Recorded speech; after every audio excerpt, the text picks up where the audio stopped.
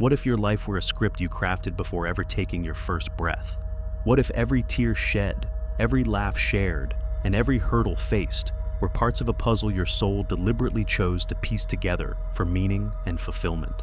Picture a realm beyond the grasp of everyday thought, a timeless expanse where your soul, in its truest form, drifts in sync with the infinite. Here, it's not alone. Wise beings, radiant guides of light, stand beside it like advisors to a sacred quest. Together, they sift through the echoes of past lives, weighing what was gained, what remains unresolved, and what lies ahead.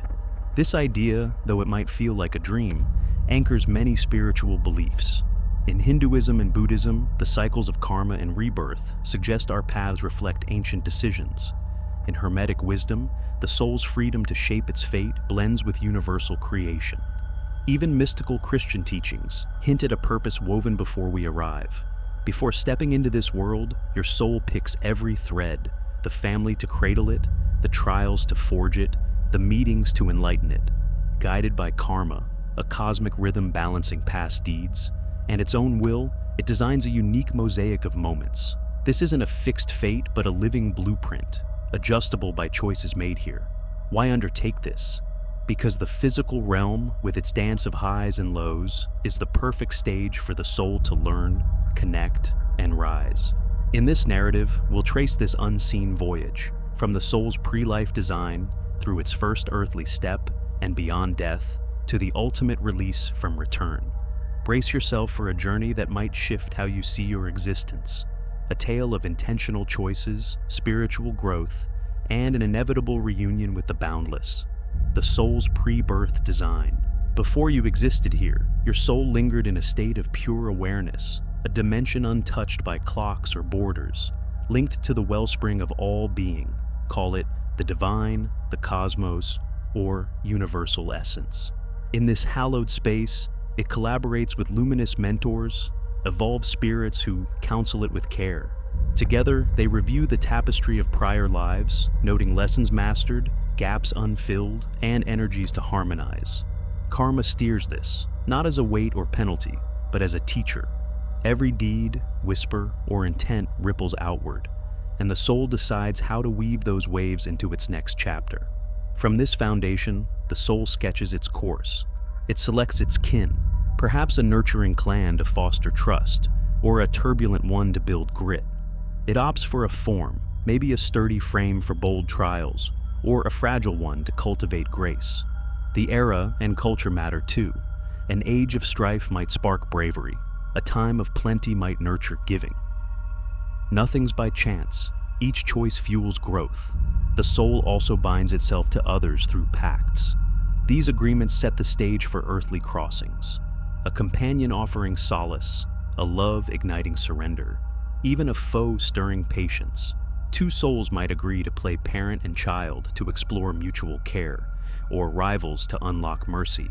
These bonds flex with free will, letting the soul tweak its script mid-life. A dodge test might resurface differently, but the cosmos is patient, always opening new doors. Think of this as a playwright casting roles and drafting scenes for a grand tale. The soul doesn't chase ease, it craves progress.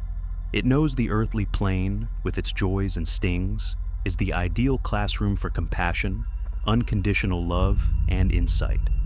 Once the outline's set, it gears up to step in, carrying an unseen guide it'll soon forget but always follow. With its vision clear, the soul readies for its debut, poised to face the push and pull of the tangible world. The first step into life. When the soul first arrives, it trades boundless unity for the weight of flesh.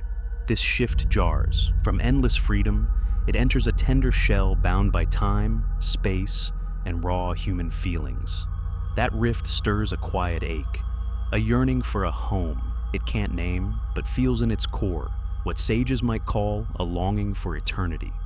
Yet this divide is the spark of discovery. In the tension of bliss and ache, connection and loss, the soul finds itself. This initial life lays the groundwork, raw but vital. The soul learns to endure, to engage with its surroundings, and to wrestle with human tides. Its chosen family sets the scene. A warm hearth might teach belonging and tenderness, while a stormy one might forge inner steel and self-reliance. Picture a soul aiming to grasp its worth. It might enter a home with distant guardians, pushing it to carve its own trail early on.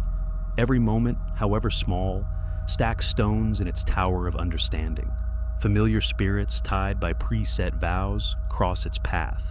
Kindred souls, not just lovers but deep allies, emerge as confidants, teachers, or kin, offering aid or tests as planned. Soul clusters, evolving together across lives, shift roles. A sibling now might be a comrade later. These bonds reflect back. A friend reveals loyalty. A clash unveils forgiveness. Each meeting is a chance to expand and recall, faintly, the oneness left behind. Though a fog hides its origins, the soul isn't adrift. Its guides whisper through hunches, visions, or chance alignments, nudging it along. It can heed or stray, for its will reigns free. A misstep isn't ruin, but a detour to wisdom. This first life is a testing ground.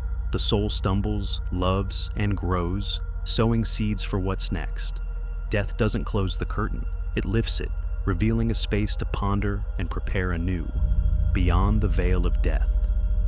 When the body fades, the soul slips back to a realm of clear light, a haven called the between lives space. Unshackled from earthly bounds, it rejoins its radiant advisors for a time of reflection. First comes the life's mirror. The soul revisits its days, not just as it lived them, but feeling the echoes of its choices in others. It shares the hurt it caused, the warmth it gave. No one condemns.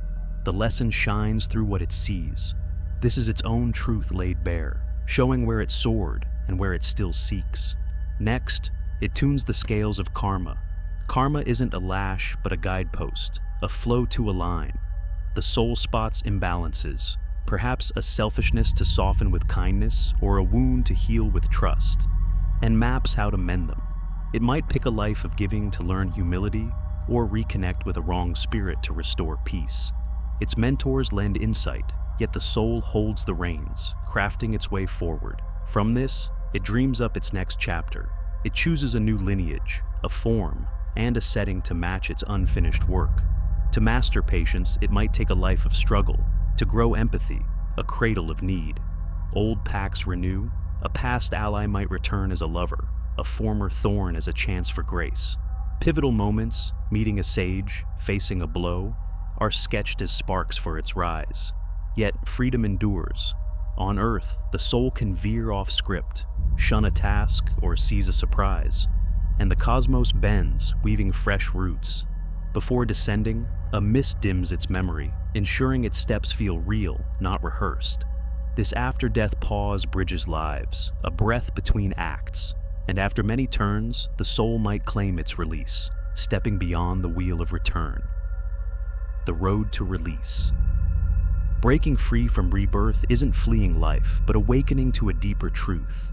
The soul is one with the infinite, unbound by the mirage of apartness.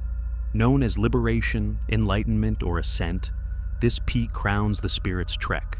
To reach it, the soul sheds ties to fleeting things, cravings for status, wealth, or praise, and heals its karma with love and release. It's no swift leap, but it offers boundless peace. Tools of the spirit pave the way. Stillness through meditation quiets the chatter, letting the soul hear its own song and touch the eternal. Movement like yoga binds breath to being, lifting its light.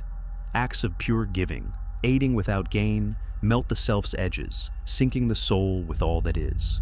Living by cosmic truths like the echo of intent, what you send returns, matters too. Thoughts of grace build worlds of calm, while bitterness chains the cycle. Each move lifts the soul's hum, drawing it nearer the source. Clues of nearing freedom glow.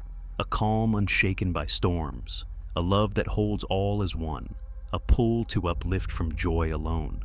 The soul cares less for outer fixes and more for inner bloom. At this edge it chooses, rise to higher realms, crafting without matter's weight, or return as a beacon. Souls like the Buddha, who found peace yet taught, or Christ, who lived boundless care, show this way. They come not by need, but to light others' paths. Freedom is a dawn. Unbound from birth and end, the soul doesn't vanish.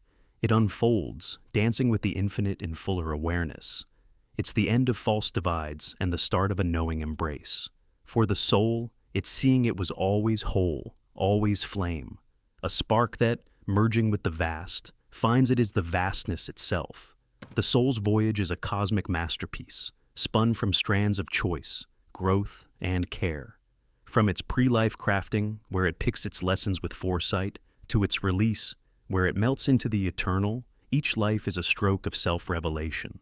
Through its first earthly dance, with its rough teachings and the pause beyond death, where it weighs and renews its aim, the soul climbs, balanced by karma and will.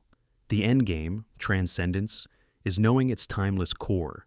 This lens reshapes how we meet life.